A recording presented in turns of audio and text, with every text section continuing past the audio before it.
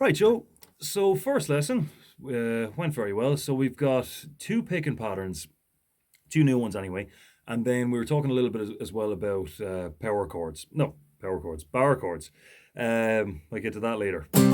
So we'll do the picking patterns first, and then we'll have a look at the whole bar chord thing. So you've already got some bar chords, and it's just a case of taking what you have and being able to apply it a bit more generally, which shouldn't, you've got the difficult part done, in other words. So that's always good. All right, so the first pattern we did was this. I'm just going to play it over a couple of chords, and then we'll get into it. So.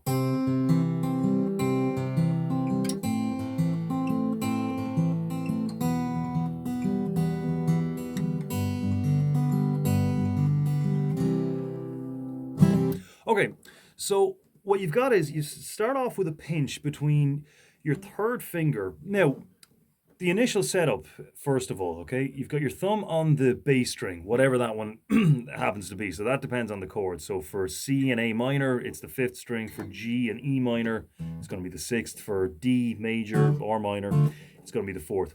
So the rule of thumb there is, no pun intended, is to have the bass string the one that has the note with the same name as the chord, right? So in other words, this note here, that's a C note, right?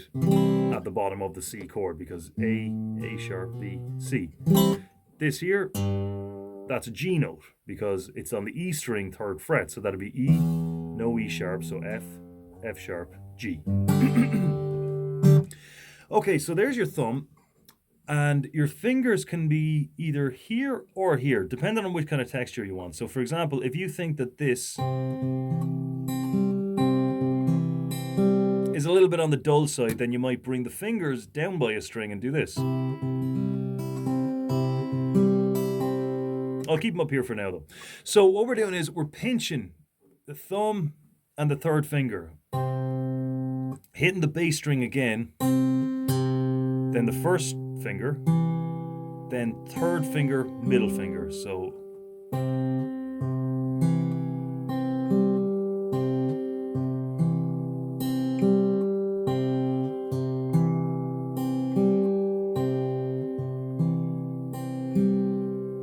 and that's the kind of speed you want to do it at first, absolute, or if not slower. The slower the better, really, because you want to get it steady. That's the first thing. Speed is always the last thing you worry about. So in your head, if you kind of just sing it to yourself, dum ba bum da da da bum ba bum da da da dum ba dum.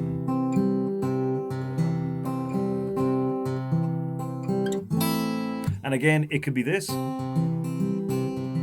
or it could be this.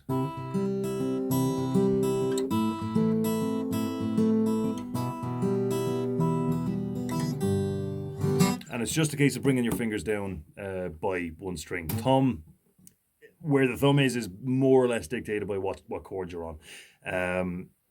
So next one then was that one that Jeff Buckley does for his version of Hallelujah, which I think is really nice. Now this one's in 6/8, so basically it just means you've got 6 beats for every round or every phrase or every bar, as it's known. So what we'll do is we'll just do that little intro thing because it's a nice little roll.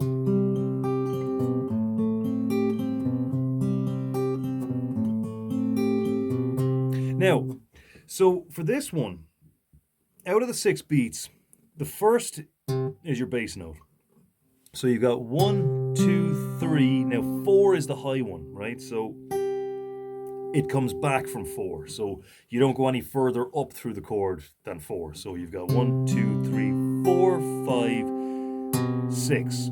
Now 6 is that kind of that in-between note between G and E minor, right? Just to kind of, so you got a nice rolling bass up and down. So 3, 4, 5, 6, 1, 2, 3, 4, 5, 6, 1, 4, 5, 6, 1, 2, 3, 4, 5, 6, 1. Now this one's probably a good bit simpler. With the exception of the little bassy thing here, it's a bit simpler than the one we did because it's sort of just going thumb, first, second, third, and back again, so you're just going up through it and then back the way you came. So if we take it out to the rest of the song, then we'll say, it's a secret chord. Now, so in other words, for that 6th note, I'm not doing this roll thing here. So you could do that at the start. 4, 5, 6, 1, 2, 3, 4, 5, 5, 6, 1.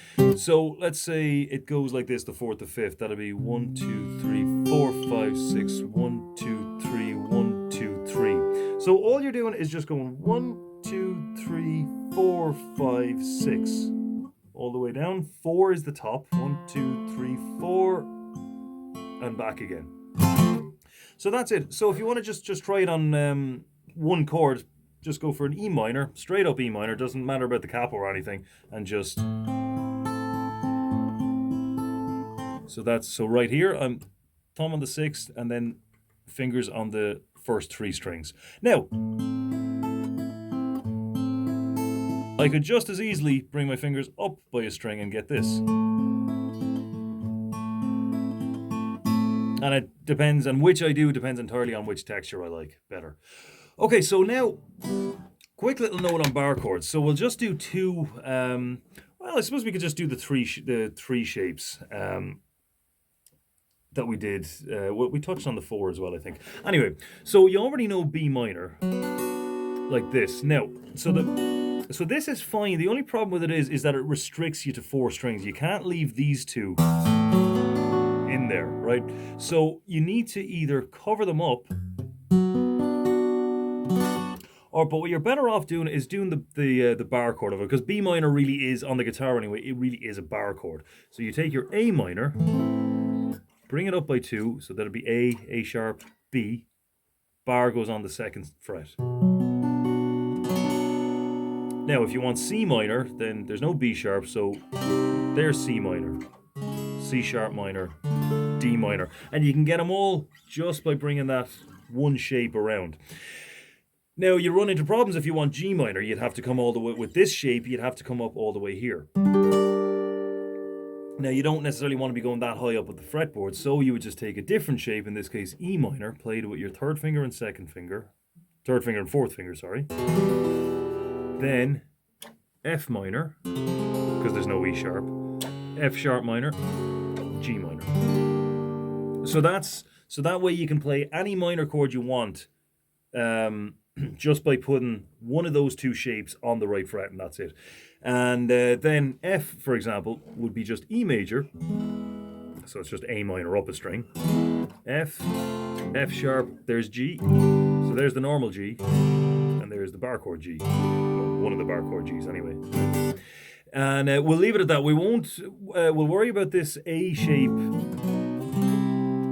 later on, because that is a bit of an awkward one, and the other 3 shapes are plenty to be getting on with anyway. So, all right, so our video has already hit the 8-minute mark, so I'll leave it at that then. All right, I'll see you again.